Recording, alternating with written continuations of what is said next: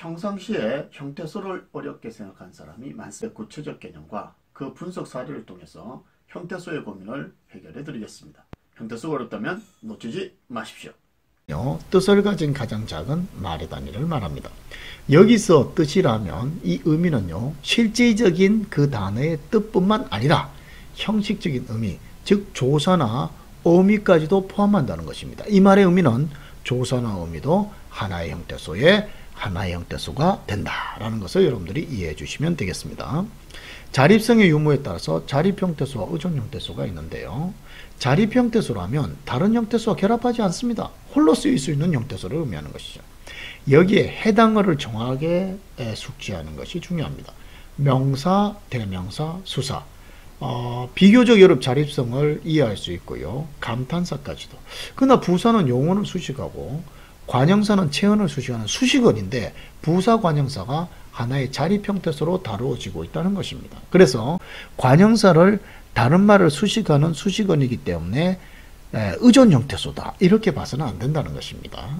부사 관형사도 하나의 자립형태소이다. 다시 명사, 대명사, 수사, 감탄사, 부사 관형사도 하나의 자립형태소다라는 것을 잊지 마세요. 의존형태소라면 홀로 자립하여 쓰일 수 없고요. 다른 말에 기대어 쓰이는 형태소를 말하는데 조사, 접사, 용언의 어간, 어미 등이 있습니다. 조사, 접사, 용언의 어간, 어미는요 의존형태소가 됩니다. 의미의 유무에 따라서 실질형태소와 형식형태소로 나눌 수 있는데 이 실질형태소를 다른 말로 어휘형태소라고도 하고요.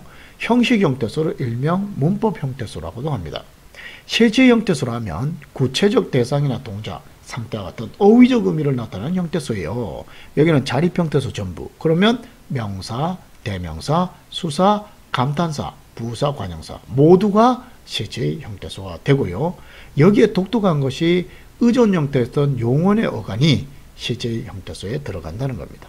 용언의 어간은 아주 독특한 성격을 지니고 있기 때문에 시험에 많이 나올 것 같은 그런 생각이 듭니다. 자, 뭐예요? 자립형태소 전부와 용언의 어간. 그 다음에 형식형태소로 하면요. 실질형태소에 붙어서 문적 관계 및 조어적 기능하는 형태소를 말하는데 여기는 조사, 어미, 접사가 여기에 들어갑니다. 다시 뭐라고요? 조사, 어미, 접사. 전미사 접두사는 형식형태소에 들어가는 것입니다. 이렇게 개념을 여러분들이 정확히 알면 문장을 가지고 연습해 보면 되겠죠. 자, 일단 형태소와 단어 분석인데요. 영희는 책을 집에 놓고 갔다라고 했습니다. 형태소는 결합된 것을 애초의 모습으로 돌려놓는 것이다 라는 대전제를 가지고 접근해 주면 되겠죠. 자, 그러면 이 문장을 보면요. 영희는 책을 집에 놓고 가 앞, 즉 과거시제 선언이 앞다 이렇게 되겠죠. 다시 한번 나눠볼까요? 영희는 책을 집에 놓고 가았다 이렇게 되는 겁니다. 영희는 고유명사이기 때문에 고유명사는 뭐라고 그랬죠? 자립이면서 실질형태소다라고 했던 기억납니까? 너는 조사네요. 조사는 뭐죠? 의존이면서 형식이다. 책명사네요. 자립이면서 실질입니다. 을조사가 되겠죠. 의존이면서 형식이네. 집명사네요. 자립이면서 실질형태소가 됩니다. 애조사네요. 조사는 뭐 의존이면서 형식형태소가 되겠죠. 노타는 용언의 어간입니다. 용언의 어간은 아주 독특하다고 그랬죠. 용언의 어간은 의존이면서 실질형태소이다. 이런 거 조심해야 됩니다. 고는 연결 어미가 되겠죠. 어미는 의존이면서 형식. 가다에 다자를 뺀 용언의 어간은 의존이면서 실질형태소가 되었고요. 아선 과거 시제 선음할 어미니까 의존이면서 형식이고 단은 종결 어미이기 때문에 의존이면서 형식이 되는 것입니다. 됐나요? 자, 여기서 눈에 띄는 것이 녹과 가 같은 이 용언의 어간이 의존이면서 실질형태소라는 것을 여러분들이 잘 숙지해 두는 것이 좋습니다. 그 다음 미소가 파란 하늘을 본다. 이 문장 어떻습니까? 미소가 파란이란 단어는 없겠죠. 파라타에서 왔겠죠. 파라타에 니은이라는 관형사의 의미가 오니까 히읗이 탈락한 겁니다. 하늘을 보다의 니은은 현재 시제 선음할 의미의 다 종결 의미. 되나요? 문법적인 요소까지 하나의 형태소가 된다라고 있습니다. 자, 미소는 고유명사니까 자리이면서 실질이 되겠죠. 가는 조사네요. 의존이면서 형식입니다. 파랗다에서 파랗시니까 용언의 어간이죠. 용언의 어간 주의하라 했습니다. 의존이면서 실질 형태소. 니은은요. 니은은 이 하늘을 수식하기 위한 관형사형 어미죠. 어미는 의존이면서 형식. 하늘은 자립이면서 실질 형태소가 되었고요. 을은 조사니까 의존이면서 형식. 보다에서 왔겠죠. 의존이면서 실제 형태소인 용언의 어간이 보이고 니은은 현재 시제 쓰는 어미 의존이면서 형식입니다. 단어 어떻습니까? 종결어미 의존이면서 형식이 되겠죠. 봅시다. 저 나뭇잎은 참 빨갛다. 저 나무잎은 참 빨갛다. 이 정도 되겠죠. 그래서 이것을 형태소 분석하면 저 나뭇잎은 참 빨갛다. 이렇게 됩니다. 여기서 저는요. 나뭇잎을 수식하고 있는 관형사입니다. 관형사는 뭐라 했죠? 반드시 자립형태소라는 것을 알아둬야 됩니다. 의존이 아닙니다. 그래서 자립형태소이면서 실제 형태소가 되겠죠. 이 관형사 조심하라 그랬습니다. 의존이라고 생각하면 안 됩니다. 나무 명사니까 자립이면서 실질인데 이 시옷은 뭘까요? 우리가 이런 것을 사이시옷이라는데 사이시옷은 의문도 아니고 형태소도 아닙니다. 요것도 잊지 말아야 되겠죠. 인명사가 되겠죠. 바로 자리이면서 실제. 은은 조사이기 때문에 의존이면서 형식이 되겠고요. 참은 부산의 수식어이지만 이것도 자립이라는 거 잊지 말아야 했습니다. 자리이면서 실제 형태소 되겠고 빨가선 용언에 가니까 의존이면서 실제. 단은 바로 종결어미 의존이면서 형식 형태소가 되는 것입니다. 됐나요? 다음 문장 또 한번 볼까요? 선생님께서 우리들에게 숙제를 주신다. 선생이라든지 숙제라는 것은 한자어입니다.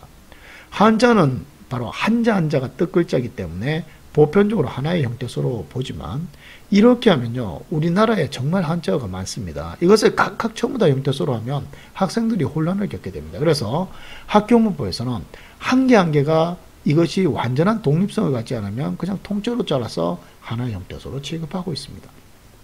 자, 그러면 우리가 형식적으로 잘라주면 어떻게 됩니까? 선생님께서 우리들에게 숙제를 주시니은다. 뭐 이 정도 되겠죠. 잘라볼까요? 선생님께서 우리들에게 숙제를 주시니은다. 이렇게 됩니다. 선생은 명사니까 자실이 되겠죠. 님은 전미사입니다. 전미사는 뭐라고 했습니까? 의존이면서 형식이다 라고 했던 기억이 납니다. 깨서는 조사, 의존이면서 형식. 우리는 대명사죠. 바로 자실. 들은 어떻습니까? 복수정미사죠. 복수정미사, 의존이면서 형식이 되겠죠. 에게 조사죠. 조사는 의존이면서 형식이 되겠고요. 숙제는 명사니까 자립이면서 실제 형태소가 될 겁니다. 르는 조사네요. 의존이면서 형식이 되겠죠. 주다에서 왔기 때문에 주는 바로 용언의 어간, 의존이면서 실제. 요 용언의 어간 주의하라고 했습니다. 시는 높임을 나타내는 선어말음이니까 의존이면서 형식이고 니은은 시제를 나타내죠. 현재 시제를 나타내는 의존이면서 형식이며 단은 바로 종결음이 의존이면서 형식 형태소가 되는 것입니다. 자신감이 좀 생겼습니까? 하나만 또 보도록 하죠. 이 문제는요. 실제 경찰직에서 나온 문제가 되는데 정말 많은 학생이 형태소의 개수를 물었는데 문법, 이 문장에 대한 문법적인 지식이 없다 보니까 많이 틀린 문제입니다. 자, 자르면 떡볶이를 팔다 팔 사람은 어서 가. 이렇게 자르면 안 됩니다. 왜냐하면 용언의 어간이 뒤에 있는 체언을 수식할 수는 없습니다. 반드시 여기는 관형사의 의미가 있을 것이고 용언의 어간은 문장이 종결되지 않기 때문에 여기는 종결 의미가 아마 탈락되었을 겁니다. 그래서 이것을 잘라보면요. 떡볶이를 팔다 뒤에 리을이라는 관형사의 의미가 있었고 동음이기 때문에 이 앞에 있던 용언의 어간 리을이 탈락한 겁니다. 사람은 어서 가. 아, 종결음이 아가 있었는데 동일하게 아기 때문에 동음이 또 탈락한 것이죠. 이 리을과 아를 생각하지 못한 사람은 이 문제를 틀렸을 겁니다. 자, 독특한 문장을 여러분들이 창작해서 형태소 분석을 할 필요는 없습니다. 교재에 있는 거, 지금까지 출제된 문장만 여러분들이 익힌 지식을 바탕으로 형태소를 자르는 연습을 하면 충분합니다. 막연한 두려움을 가지지 마시고 여러분들의 힘으로 오늘 익힌 이 지식을 바탕으로 해서 형태소를 나눠보는 연습이 꼭 필요합니다.